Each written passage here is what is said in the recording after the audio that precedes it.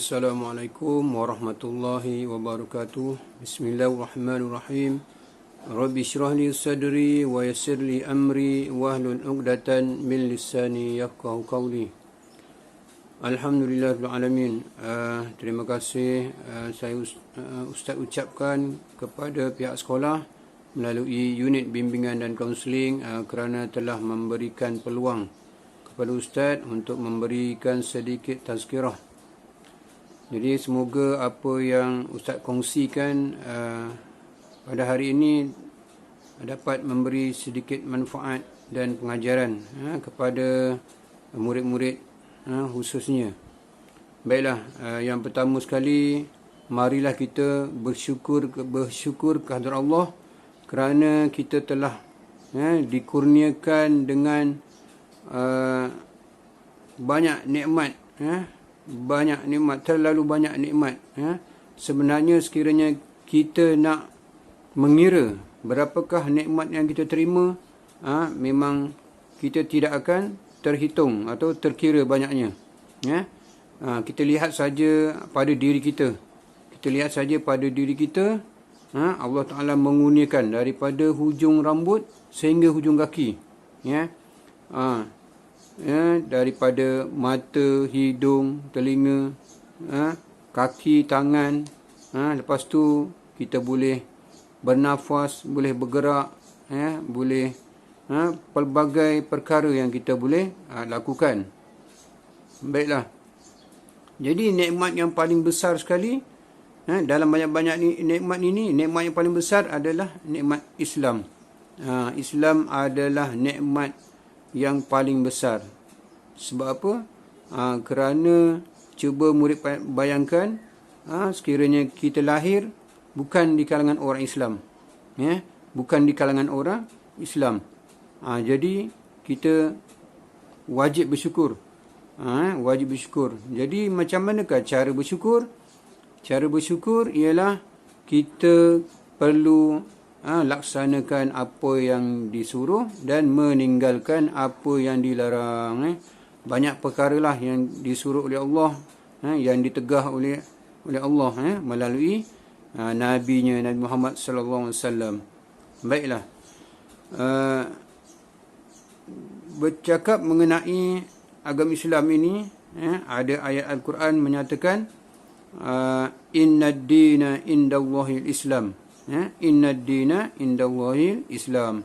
Sesungguhnya agama yang diredai atau diterima di sisi Allah hanyalah Islam. Sesungguhnya agama yang diredai atau diterima di sisi Allah hanyalah agama Islam. Surah Ali Imran ayat 19. Murid-murid boleh rujuk, boleh cari. Maknanya agama Islam saja yang Allah Ta'ala terima. Sedangkan agama-agama lain Allah Ta'ala tidak terima. Okey. Baiklah. Dalam ayat lain juga ada menyebut wa may yabtaghi ghairal Islam dinan falan yuqbala minhu wa huwa fil akhirati minal khasirin. Artinya apa? Maksudnya sesiapa yang mencari agama selain agama Islam, maka sekali-kali tidaklah akan diterima agamanya itu daripadanya, dan dia di akhirat nanti termasuk orang-orang yang rugi. Surah Al-Imran ayat 85. Murid-murid boleh cari, boleh tengok di dalam Al-Quran apakah maksud daripada ayat-ayat ini. Baiklah. Jadi seperti sedia maklum, pada masa sekarang kita berhadapan dengan wabak penyakit yang amat berbahaya, yang menakutkan kita, yang merisaukan kita. Baiklah. Jadi walaupun kita tidak boleh bergerak dengan bebas, tidak boleh pergi ke sekolah dan sebagainya, kita perlu dan juga wajib meneruskan aktiviti seharian, iaitu belajar seperti biasa, belajar di rumah ataupun PDPR.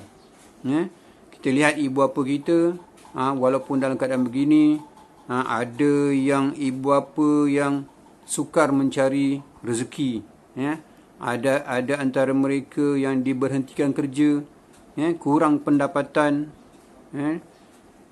dan sebagainya. Jadi apakah tanggungjawab apakah tanggungjawab sebagai murid? Jadi sebagai murid kita perlu meneruskan meneruskan apa dia? Meneruskan aktiviti pembelajaran di rumah. Mengikut kemampuan kita lah, mengikut kemampuan. Baiklah. Jadi kita perlu meneruskan pembelajaran walaupun di rumah. Ikut arahan guru. Kalau perlu ambil bahan di sekolah ke, buat latihan, menyiapkan latihan. Baiklah. Baik, sekiranya terdapat murid-murid yang tidak faham atau menghadapi masalah pembelajaran, beritahulah kepada ibu bapa dan juga guru-guru kita, supaya cikgu-cikgu dapat membantu menyelesaikan masalah. Tak kira lah masalah apa, masalah pelajaran ke, masalah terima arahan ke dan sebagainya. Okey. Baiklah. Kerana apa kita perlu meneruskan pembelajaran anak-anak? Kerana apa kita perlu meneruskan pembelajaran? Kerana apa? Kerana ia adalah tuntutan ataupun suruhan Allah. Suruhan Allah. Baiklah. Kita disuruh menuntut ilmu daripada dalam kandungan ibu kita lagi, sehinggalah akhir hayat kita. Tak kira kita belajar dengan siapa, di mana sekalipun. Okey. Baiklah. Bercakap tentang wabak ini, murid-murid, sebenarnya ia berkaitan dengan rukun iman. Murid, rukun iman, iaitu apa dia? Wabak ini sebenarnya adalah di dalam pengetahuan dan ilmu Allah. Allah Ta'ala dah tahu dah. Allah Ta'ala telah merancang. Ini semua adalah rancangan Allah. Allah Ta'ala tu maha bijaksana. Allah Ta'ala tu maha mengetahui. Tak ada satu perkara pun di dunia ini yang berlaku tanpa pengetahuan Allah. Jadi sebagai manusia kita ni berikhtiar, berusaha, berdoa. Berikhtiar, usaha dan akhir sekali berdoa. Itu mestilah kita buat. Jadi itu semua adalah qada dan qadar Allah Ta'ala. Qada dan qadar, iaitu penentuan Allah Ta'ala. Walaupun telah ditentukan, ada qada dan qadar yang boleh berubah dan ada yang tidak boleh berubah. Yang tidak boleh berubah seperti kematian.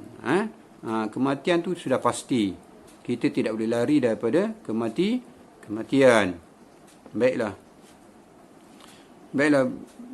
Bercakap tentang menuntut ilmu, anak-anak, Ustaz nak berkongsi satu kisah. Ini kisah benar, berlaku di sebuah negara Arab. Di sebuah negara Arab. Baiklah, ceritanya macam mana? Pada beberapa tahun yang lalu lah, ceritanya ada seorang penggali kubur. Dia telah didatangi oleh perempuan. Seperti biasalah. Jadi perempuan ni meminta penggali kubur ni menggali kubur untuk anak dia. Jadi setelah siap, jenazah sampai, penggali pun turun. Penggali tadi turun di lubang kubur itulah, untuk dia terima jenazah tadi. Jadi pada waktu tu tidak ramai yang ikut serta. Jadi penggali ni pun bertugaslah seperti biasa. Bila jenazah ni diturunkan, selepas sahaja diletakkan jenazah ini, secara tiba-tiba kubur tadi dia terbuka terbuka luas dan menjadi seperti sebuah taman, sebuah taman syurga. Sebuah taman syurga. Jadi lepas itu datanglah dua orang lelaki berkuda membawa lari jenazah tadi, membawa pergi jenazah tadi. Lepas tu jenazah penggali kubur ini pun pingsan. Dia tengok keadaan tu, dia pingsan. Dia pingsan. Bila dia pingsan, orang yang ada di sekeliling dia renjis muka penggali kubur tadi. Dia renjis, penggali kubur pun tersedar. Bila tersedar, mereka pun bertanya, wahai penggali kubur, apa yang dah jadi dengan kamu? Lebih kurang ceritanya macam tu lah. Jadi penggali kubur ni bila dah sedar, dia bagi tahu perkara yang sebenar. Dia kata, dia ceritalah dari apa yang dia nampak. Tetapi orang yang ada sekeliling dia semuanya tak percaya cakap dia. Ada yang kata mungkin dia berhayal ke, dia mungkin mabuk dan sebagainya. Jadi cerita tu sampai situ saja. Lepas itu sebulan atau beberapa bulan selepas itu, datang lagi perempuan yang minta penggali kubur tadi gali lubang. Jadi penggali lubang ni pun bertugas seperti biasa. Dia gali lagi satu lubang yang lain. Tak lama kemudian datanglah jenazah yang kedua. Baik. Jadi penggali kubur pun bertugas seperti biasa. Dia gali. Bila dah siap, jenazah pun sampai diturunkan. Bila diturunkan, sama juga keadaannya. Datanglah malaikat membawa pergi jenazah tadi. Tapi kali ini penggali kubur tidak pingsan. Dia tidak pingsan. Di penggali kubur ni terus kejar perempuan tadi. Dia tanya, wahai ibu, siapa sebenarnya lelaki yang baru ditanam, kan? Lepas tu dia tanya datang dari mana, puan ni siapa, dia tanyalah. Jadi perempuan ni tadi pun jawab, dia jawablah itu anak dia, kedua-dua tadi jenazah itu ialah anak dia. Jadi penggali kubur ni berceritalah, bercerita perkara yang apa yang dia nampak, apa yang terjadi. Jadi perempuan ni pun dia ceritalah perkara yang sebenar. Sebenarnya kedua-dua jenazah yang ditanam itu ialah kedua-duanya ialah anak dia. Anak dia. Baik. Jadi dia cerita kedua-dua anak dia, seorang bekerja sebagai tukang kayu. Mungkin cari kayu api, lepas tu dia jual. Dan seorang lagi orang yang menuntut ilmu ataupun suka belajar lah, cari ilmu. Seorang tukang kayu, yang seorang cari ilmu atau menuntut ilmu. Macam kita lah, pergi sekolah, belajar, tapi menuntut ilmu ni berguru. Jadi tukang kayu ni bila dah jual kayu-kayu dia akan jual duit dia dibelanjakan untuk membayar orang yang mencari ilmu. Tengok, begitulah diceritakan perempuan tadi. Di sini kita boleh lihat di dunia lagi Allah Ta'ala sudah menunjukkan balasan ataupun ganjaran kepada orang-orang yang suka menuntut ilmu, seperti murid-murid lah kan, belajar menuntut ilmu. Baiklah. Jadi daripada kisah ini dapatlah kita ambil pengajaran bahawa Allah Ta'ala memberikan balasan yang sebegitu rupa. Baiklah. Jadi kisah ni tidak berhenti kat situ saja. Lepas kejadian itu, penggali kubur ni dia terus pergi ke sebuah masjid. Kisah benar ni dia pergi ke sebuah masjid tak jauh daripada di kawasan negara Arab tu lah. Bila dia pergi ke sebuah masjid, dekat sana dia jumpa ramai bijak pandai agama, ulama, bijak pandai agama. Dia belajar.